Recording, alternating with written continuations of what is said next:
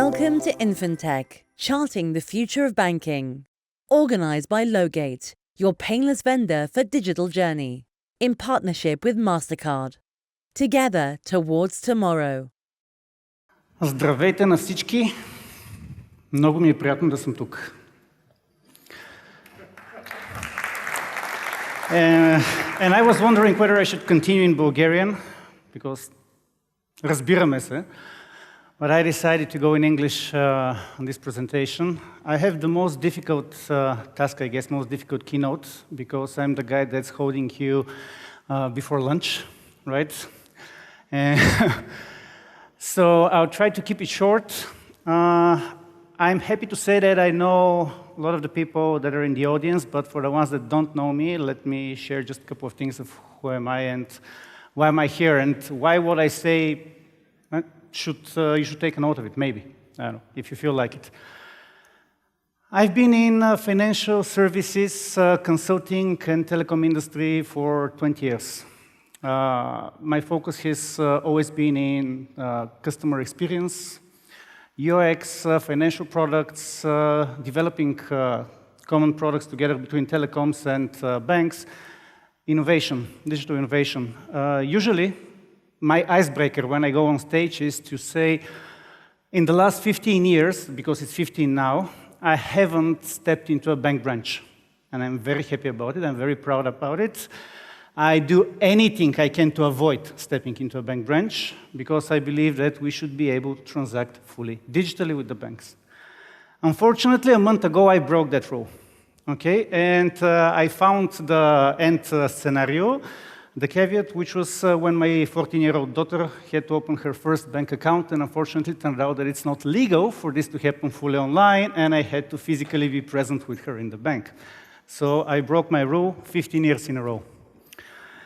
I'm from a company called Trust. There are slides later, but I'll try to skip them, just to make this one short. Who are we? All of you are familiar with ADAS, Regulation 910 in Europe. The Fifth AML directive, they stipulate the so-called forming of national schemes for electronic identification. There is 22 such schemes in Europe. Trust is one of them. We're actually a notified scheme for electronic identification, the only private one. We're the official national scheme for Bulgaria, accepted by all EU member states, unanimously accepted. And we're also the official scheme for electronic identification of North Macedonia as well. We're also a qualified trust service provider, which puts us in a very interesting situation that we could provide a bundle of services. So not identity verification, but actually identity attestation, meaning that whenever we attest to somebody's identity, we bear the legal risk. There's a notified scheme on that. Doesn't matter which nationality you're on. We currently are onboarding around 60 nationalities into our platform. But we also issue immediately qualified certificates for everybody that is onboarded, so they could be transacting any digital process. Now, interesting thing about this is that we have not taken this outside the existing journeys, but we've actually white-labeled it. So our banking clients actually are embedding notified schemes, they're embedding identity attestation and qualified signing within their own UX, either in mobile or in web. Now, when I was asked to talk about the state of digital onboarding in banks in CEE, the first thing that came to mind was to turn to some of our partners. We're partners with Deloitte and with Mastercard, and to get some statistical information, right? What's happening. The information they shared with us was that about 70% of customers drop out their digital onboarding if it takes more than 20 minutes. Not only that, but in their estimations, the abandonment of onboarding processes is around 67 to 80%. Now, it's quite a bit of a figure, right? So we went in to understand why. These are some things that you've already seen. The main things that stood out was that we have, of course, the traditional onboarding of individuals, the traditional identification. The majority of the journeys today are digitalized journeys, so they are not fully digital, meaning that you could start the process or do part of the process remotely, but then you need to transition into some sort of more traditional intervention in order to be able to finalize. Here, important thing is that we're not only talking about getting a new-to-bank customer to become a customer of the bank. We're talking about getting this new-to-bank customer to actually use services of the bank. Maybe why not become a client, get a loan immediately online. So because of that, some of the statistics that came out was that from the business side, the biggest challenge was related to the process being too slow or burdensome. Security was a major issue.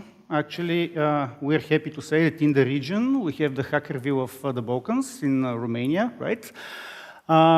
We have quite a bit of fraud attempts when it comes to digital onboarding. So for business, for banks, this is very important. On the user side, it's usually how long it takes, how friendly it is. Now, the problem with this information here, with the statistics they provided, was that it does not corroborate to anybody I talk to. I mean, I meet bankers all the time. I ask them, do you have digital onboarding? Yes. Can the client become client anytime? Day, night? Yes. Can they get a loan online? Yes. I mean, they can do anything, right? So it doesn't kind of corroborate with what statistics is showing. So coming from UX, user experience, what did we do? Well, I decided to actually do a mystery shopping of the banks in Central Eastern Europe. So we hired a bunch of people. We gave them money to pay for bank fees, and we asked them to go to a bank and to become a customer of the bank and get a loan from that bank, but to not set foot in the bank. Okay, so they were supposed to do that either using the web or the mobile. And we asked them to do that in 5 different markets, and we asked them to do it with the largest banks that are available there. Right? So here is a bit of a summary. This is a very cramped slide, which I did on purpose so that you could actually take a picture if you want to. So this is Bank Yellow, okay? Bank Yellow, we did a survey with them, a mystery shopping in Austria, Hungary, and Romania. Now, for all of the mystery shoppings, what we did is we asked the following things. We asked for the people to try to do an end-to-end digital process. They had to send information, video, screenshots of all of this, of is there document scanning, how is this performed, is there biometric liveness checks, is there security in order to get to this, to get a customer. Are there any offline interactions? And of course, lack of such is positive. If there is, it's a problem. Is there a manual video interview? It's okay in some cases to have manual video interviews. The problem is you cannot do that on a Saturday, right? Or you cannot do that at 8 o'clock in the evening. So one of the things that, if possible, should be avoided. Are the credentials identified somehow, verified, telephone number, email? Can they do signing? Qualified signing afterwards, and how? Is it via OTP? Is it some other way to sign? What was the total duration? Any errors and obstacles? And ultimately, were they able to complete the process, right? So it's one thing on the top to claim it's possible, the other thing if it's available. So as we can see, Bank Yellow struggled quite a bit when it comes to web. In Austria, completely unavailable for mobile. In Hungary, much better performance when it comes to web, but you see there it's web plus mobile, which means that the user had to transfer from one process to another process to actually be able to complete. And the whole journey took about 20 minutes. Fully mobile journey took several days. The user was actually asked to wait to get a call from the bank, and we insisted that they wait for the bank to contact, so not for them to chase, right? So it really took several days, which was terrible. Romania performed, I would say, the best in this scenario. Very good practices there. Then we look at Bank Blue. Bank Blue, same case in Austria, web completely unavailable. Mobile process claimed to be able to do end-to-end, but really inefficient, and in half of the cases, the user ended up visiting a branch. In Hungary, quite well, but in terms of total duration, 15 to 75 minutes, which would not be ideal. Romanian case was better, between 20 and 10 minutes, and was successful at the end for all of the users that tried to do so. Bank Red had, I would say, the worst of experiences in Hungary, where we were not able to finish any process whatsoever, even though it was claimed that we could do so from the web. Of course, no mobile option in Austria. Web process, very difficult in Austria as well, took about an hour. On the left side, we have actually bank rate in Bulgaria, where we're currently having 7 minutes end-to-end process with them. This is lending process, so new to bank to a loan. For some of the loans, right, and for some of the services, not all of them, of course. Then we have Bank Asia. Again, a great experience in Bulgaria, one of our clients. Somewhat, I would say, good experience on some of the clients in Hungary, but ultimately, so they were able to go through a process, were not able to finish. With the other half of the people that tried, no success at all. So what is the summary of this? At the beginning of, on the very first panel, I noticed that out of 46 respondents, only 2 said that they consider they are fully digitalized currently. So we're all looking into where we could copy some best cases from, right? Central Eastern Europe is not the place to copy best practices from, or solutions that are necessarily working. Sometimes we get pushed, these solutions from the group, so we have to deal with that, but we have actually much better working solutions today available in Bulgaria and in Romania.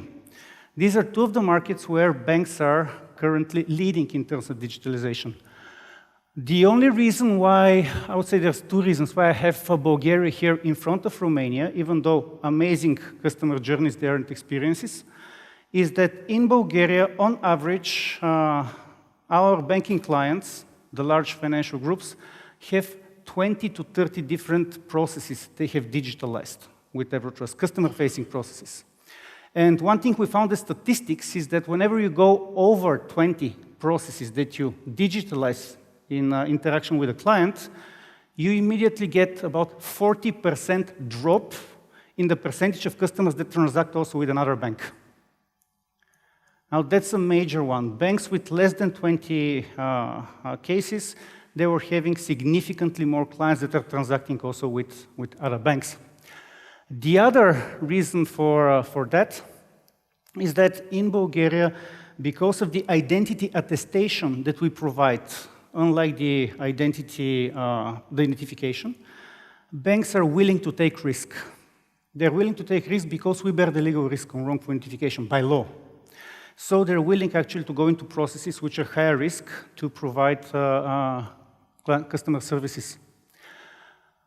We have, out of the clients, and probably won't have time to jump all the way down there, but 3 of the largest groups, UniCredit, KBC, and OTP, and ProCredit also, so it's 4, but yeah, currently claim that they have the best digitalization in their respective groups in Bulgaria, in their Bulgarian subsidiaries.